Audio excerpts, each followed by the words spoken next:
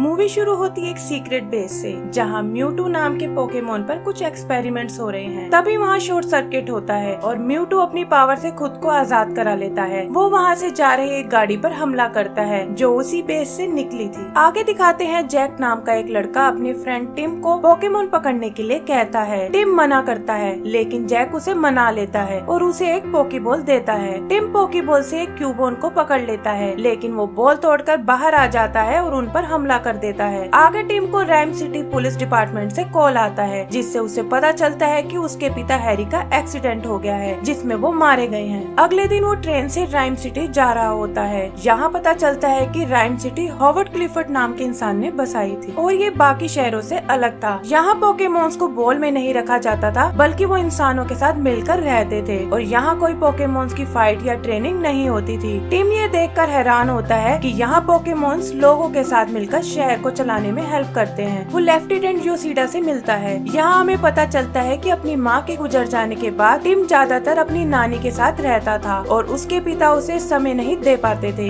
इसलिए उसकी अपने पिता से नहीं बनती थी। टिम पोकेमोन ट्रेनर बनना चाहता था, लेकिन सपोर्ट न होने की वजह से नहीं बन पाया। मिस्टर योशिडा टिम को उसके पिता के फ्लैट की चाबी देते हैं और उसे बताते हैं कि उसके पिता उसे हमेशा याद करते थे और वो टिम से बहुत प्यार करते थे। टिम अपने पिता के फ्लैट में पहुंचता है और उनके पोस्ट बॉक्स देखता है। तभी उसे वहाँ साइडक नाम का एक पोकेमोन दिखता है। ये पोकेमोन लूसी नाम की लड़की का होता है, जो एक जूनियर रिपोर्टर है और टिम से उसके पिता की अचानक हुई मौत का कारण पूछती है। टिम उसे इग्नोर करके अपने पिता के फ्लैट में चला जाता है। फ्लैट में पहुँचने पर उसे एक शीशी में पर्पल कलर की गैस दिखती है। जैसे ही वो उसे खोलता है, वो गैस पूरे कमरे में फैल जाती है। टिम गैस को खिड़की से बाहर निकाल देता है, जहाँ एपोम नाम के पोकेमोन्स उसे सूंघते ही अग्रेसिव हो जाते हैं। तभी टिम को अंदर से कुछ आवाज आती है और देखने पर उसे वहाँ एक पिकाचू दिखता है, जिसने एक हैट पहनी होती है। पिकाचू टिम से इंसानी भाषा में कुछ कहता है और टिम ये देखकर हैरान हो जाता है कि पिकाचू इंसानों की भाषा कैसे बोल रहा है। तभी एपोम खिड़की से अंदर आ जाते हैं और उन पर हमला कर देते हैं। वो लोग अपनी जान बचाकर भागते हैं और एक पाइप से होते हुए मार्केट में पहुँचते हैं। थोड़ी देर में एपोम से गैस का असर खत्म हो जाता है और वो नॉर्मल हो जाते हैं। टिम वहाँ आते जाते लोगों को बताता है कि पिकाचू इंसानों जैसे बात कर रहा है, लेकिन बाकी सब लोगों को सिर्फ पीका पीका सुनाई देता है। इससे यह पता चलता है कि सिर्फ टिम ही पिकाचू से बात कर सकता है। यहाँ टिम को पिकाचू की कैप से पता चलता है कि वो उसके पिता का ही पोकेमोन है और पिकाचू के एक्सीडेंट के बाद से याददाश्त चली गई है। वो दोनों एक बार में जाते हैं, जहाँ पिकाचू कहता है कि हैरी की डेड बॉडी नहीं मिली है और हो सकता है कि वो अभी जिंदा हो, और टिम से हैरी को ढूंढने को कहता है। अगले दिन टिम सोकर उठता है तो देखता है कि पिकाचू ने सुराग खोजने के लिए पूरा कमरा तहस नहस कर दिया है। टिम क्लू ढूंढने के लिए रिपोर्टर लूसी से मिलने जाता है, जो एक स्टूडियो में होती है। वहाँ देखते हैं हॉवर्ड अपने बेटे रोजर से लड़ रहा होता है। टिम लूसी को वो बोतल दिखाता है जिसमें पर्पल गैस थी। बोतल देखकर लूसी उसे बताती है कि ऐसी ही बोतल्स उसने डॉग्स पर भी देखी थी और उसे वहीं जाने को कहती है। वो यह भी बताती है कि वहाँ खतरा हो सकता है। टिम पिकाचू के साथ डॉग्स पर पहुँचता है और वहाँ उसे एक मिस्टर माइंड पोकेमोन दिखता है। उससे पूछताछ करने पर वो उन्हें एक जगह के बारे में बताता है जहाँ पोकेमोन की इलीगल फाइट्स होती है और उसे वहाँ ये पर्पल गैस भी मिल जाएगी। वो लोग उस अरीना में जाते हैं। वहाँ एक लड़की उन्हें देखकर किसी को मैसेज भेजती है। तभी वहाँ का मालिक पिकाचू को देखता है और टिम के पास आता है। उसकी बातों से पता चलता है कि पिकाचू यहाँ पहले हैरी के साथ आया था और उसने यहाँ के मालिक के चारिजार्ड को हरा दिया था। वो आदमी उनसे दोबारा मैच करने को कहता है और टिम मान जाता है। फाइट से पहले वो आदमी अपने चारिजार्ड को वही पर्पल गैस सुंघाता है, जिससे वो और अग्रेसिव हो जाता है और फाइट में पिकाचू को मारने की कोशिश करता है। यहाँ पिकाचू याददाश्त जाने की वजह से अपने अटैक भूल जाता है। पिकाचू को बचाने के लिए टिम रिंग में आ जाता है और उसके पीछे चारिजार्ड का मालिक भी। वहीं लड़ाई में वो गिर जाता है और उसके कोट में से सारी गैस की बोतल टूट जाती है और पूरी रिंग में गैस फैल जाती है, जिससे वहाँ आए सभी पोकेमोन्स बेकाबू हो जाते हैं। वो लोग बाहर निकलते हैं और पुलिस उन्हें पकड़ लेती है। टिम योशिडा को बताता है कि शायद उसके पिता जिंदा है, क्योंकि पिकाचू भी उस एक्सीडेंट से बच गया था। योशिडा उसे उसके पिता की क्रैश की वीडियो दिखाते हैं, जो कि बहुत ही भयानक था और किसी को उस क्रैश में बचना नामुमकिन है। यह देखकर टिम और पिकाचू उदास हो जाते हैं। तभी वहाँ अरीना वाली लड़की आती है और उन्हें अपने साथ हॉवर्ड के पास ले जाती है। हॉवर्ड टिम को बताता है कि उसके पिता हैरी उसके लिए काम करते थे और इस पर्पल गैस के बारे में जांच कर रहे थे। जांच में पता चला था कि हॉवर्ड का बेटा रोजर इसके पीछे था। यहाँ वो टिम को बताते हैं कि उसके पिता हैरी अभी जिंदा है। आगे वो उसे उसके पिता की एक्सीडेंट की होलोग्राफिक वीडियो दिखा दिखाता है जिसमें उसके पिता जिंदा होते हैं। तभी एक जेनेटिकली चेंज म्यूटू वहाँ आता है और पिकाचू की याददाश्त मिटा देता है और टिम के पिता को ले जाता है। होवर्ड टिम को म्यूटू को ढूंढने को कहता है। आगे लूसी टिम को बताती है कि उसने रोजर की पर्सनल फाइल से कुछ इन्फॉर्मेशन निकाल ली है और वो उसे एक लैब के बारे में बताती है जहाँ पोकेमॉन्स पर एक्सपेरिमेंट होते थे और टिम के पिता के एक्सीडेंट के बाद उस लैब को बंद कर दिया था। वो लोग सच्चाई का पता लगाने उस लैब में जाते हैं। वहाँ वो देखते हैं कि बहुत सारे पोकेमॉन्स कैबिन्स में बंद होते हैं। यहाँ दूसरी तरफ रोजर कैमरा में उन्हें देख रहा होता है और वो वहाँ कंप्यूटर से पोकेमॉन के कैबिन्स को खोल देता है। टिम कंप्यूटर की मदद से देखता है कि यहाँ म्यूटू पर एक्सपेरिमेंट हो रहा था और जो पर्पल गैस उसने देखी थी वो म्यूटू से ही बनाई गई थी। यह लोग उसे इंसानी ब्रेन से जोड़ने की कोशिश कर रहे थे। तभी म्यूटू यहाँ से भाग निकला था। तभी वो देखता है कि ग्रे निंजा नाम के पोकेमोन ने लूसी को पकड़ लिया है। वो उसे छुड़ाकर लैब से बाहर ले जाते हैं, लेकिन ग्रे निंजा उनका पीछा करते हैं। तभी साइडक अपनी शक्ति से उन्हें वहाँ से भगा देता है। तभी अचानक धरती फटने लगती है और जमीन ऊपर उठने लगती है। उन्हें पता चलता है कि यह कोई जंगल नहीं है बल्कि टोटेरा पोकेमोन है जिसे जेनेटिकली चेंज करके उसके साइज को बहुत बड़ा कर दिया है। यह लोग नदी में गिर जाते हैं जिससे पिकाचू घायल हो जाता है। तभी वहाँ एक बल्बासोर आता है और टिम उससे मदद मांगता है, लेकिन वो चला जाता है। पर थोड़ी देर में वो अपने जैसे बहुत सारे बल्बासोर को लेके आता है और टिम और पिकाचू को अपने साथ एक पहाड़ी के पास ले जाता है। यहाँ टिम को म्यूटू दिखता है और उसे लगता है कि वो पिकाचू को मार देगा, लेकिन वो पिकाचू को ठीक कर देता है। टिम म्यूटू से अपने पिता के बारे में पूछता है। तभी म्यूटू उसे एक विजुअल दिखाता है जिसमें पता चलता है कि पिकाचू ने ही म्यूटू को लैब से भागने में मदद की थी। तभी वहाँ रोजर आ जाता है और अपने ड्रोन्स की मदद से म्यूटू को कैद कर लेता है। यहाँ पिकाचू उदास हो जाता है कि उसने हैरी को धोखा दिया था और वो जंगल में कहीं भाग जाता है। आगे देखते हैं कि राइम सिटी की 10th एनिवर्सरी पर बैलून्स की परेड हो रही होती है। वहीं पिकाचू हैरी की एक्सीडेंट की जगह जाता है जहाँ उसे सब याद आ जाता है कि हैरी की कार का एक्सीडेंट म्यूटू ने नहीं किया था